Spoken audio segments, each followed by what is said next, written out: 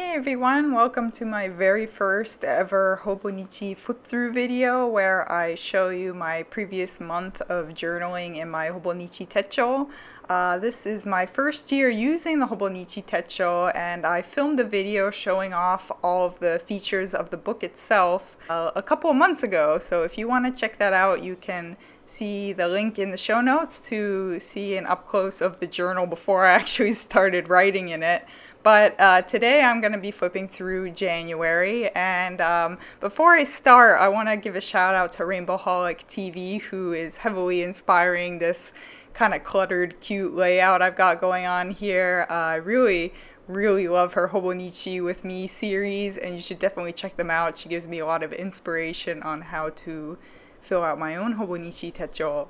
But first of all, I've got this little pouch here, which just show you has some of my cutouts from magazines and things. This is what I use a lot to decorate my pages. So stuff from like the magazine in the background here, and masking tape, of course. Who can go without masking tape when they're journaling?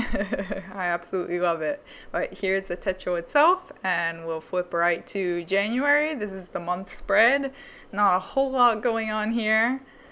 But in the daily pages, I have a lot more visual interest, as you will. For the very first day of the month, there's actually a page that lets you write whatever you want for the month, and I always list out my goals for both my blog and my thesis, kind of the two big things in my life. So that you can see I've listed out stuff that is important that I get done, and whether or not I get it done, it doesn't always happen, but that's the goal.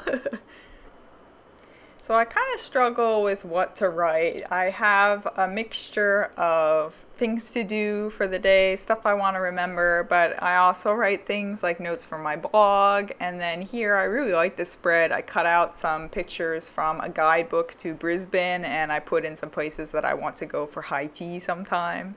On this page, you can see I tried doodling a little bit, and then I screwed up, so I put some tape over it, and then I put a cute cutout, and I feel much happier with it. So yeah, it really depends from day to day what I decide to do. I'm still kind of getting into my groove of what I want to do with it, but overall it's been a lot of fun.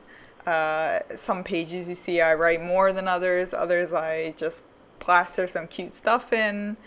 It's a lot of fun to go back and look at, but some days are cuter than others, that's for sure, have more writing in them. You can see some of them are a bit blank. I prefer the cluttered. And oh, I love this guy from Pokemon, so I'm very happy with that page. He's very handsome.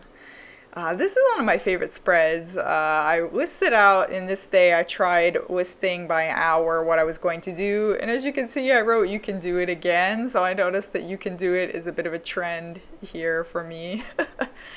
And here is 2 pages where I don't have as much going on because I unfortunately didn't really write that much those days. And so I'm thinking I might go back to them later on. I'm not sure. Or maybe I'll just leave them.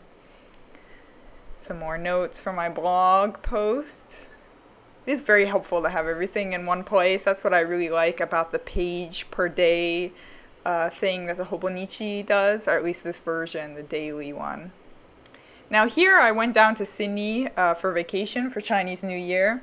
Here's a good tip. If you get pamphlets from places you go to, you can cut out pictures and then put them in. That's what I did there, since even though I took a photo, I don't have a photo printer.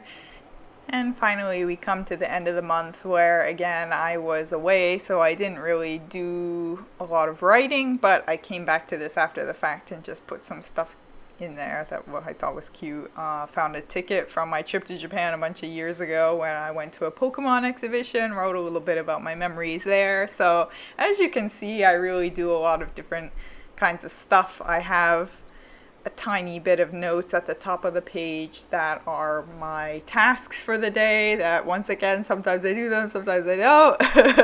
And then I just kind of fill in the day based on how I'm feeling or what I would like to put in. Sometimes it's relevant to what I did that day, and sometimes it's just cute stuff. It's a great way to collect all of my random papers and tickets and cute things that I've got lying around into one book. So I'm having a lot of fun with it, and I hope you enjoyed this video. Having this video as a goal for the end of the month really helped me to fill out every page and make sure everything looked cute so I could show it off to you. So I'm really glad I did it, and I will definitely be showing you another one again at the end of February, or probably more realistically sometime in March. But if you enjoyed this video, please subscribe to get further updates whenever I post a new video, and I will see you again very soon.